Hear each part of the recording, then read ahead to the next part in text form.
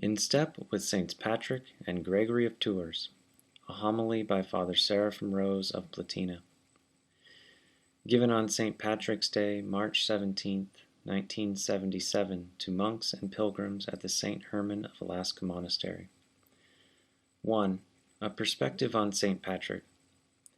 The Confession of St. Patrick is a very simple document about how he planned to serve God and a few of the trials and sufferings he went through. From what St. Patrick writes, we see that in his lifetime he did not have the universal glory that surrounds him today.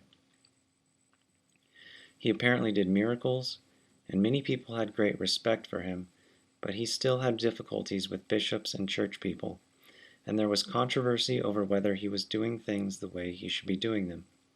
This shows us that even those who later become quite glorious have to go through, in their own lifetimes, the same struggles that each one of us must go through, and it's not seen until the end whether a person even saves his soul.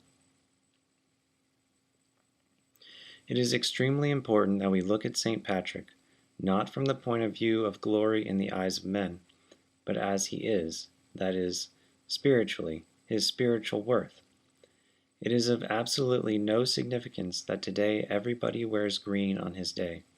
When I was going to school, you had to do something to anyone who didn't wear green, tie him up or something.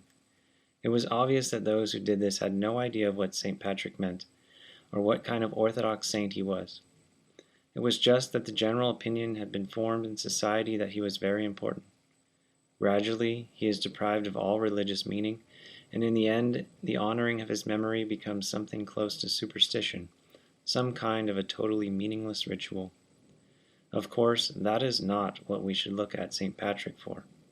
He was a burning apostle of Christ, and because he was close to God and because God chose him, he was able to convert the whole of Ireland's people. All of us are very inspired by lives like his, and this makes one want to do something oneself.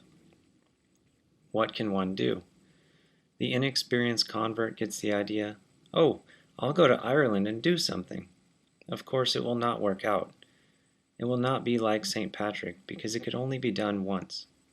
In a small way, it is possible to imitate him, but in general, such literal imitations do not work out.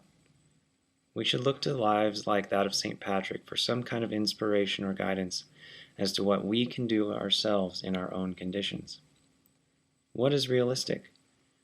What can we do to be burning with the same apostleship in the conditions we have today? We look around and we see that there does not seem to be too much of inspiring phenomenon of St. Patrick's era. Whole countries being converted, great monastic revivals, great movements towards orthodoxy. On the contrary, we look around and see things which may very easily make us discouraged. One asks why there are no great apostles like St. Patrick today. Of course, it is very realistic historically. There was an age of apostles. There was an age when whole peoples were unconverted and apostles were sent out to them. Today, virtually the whole world has heard about Christ, and there are very few totally pagan peoples left who are not getting the word preached to them. In Africa, as we continue to hear, the Orthodox gospel is being preached to those wild tribes from one country to the next in East and Central Africa. But in most places, the peoples of the world have become rather weary, tired, worn out people who once heard of Christianity and have now got bored with it. It is very difficult to inspire oneself with that. Here and there are a few converts who find that Christianity is something fresh, that it is not the same as the ordinary idea of it.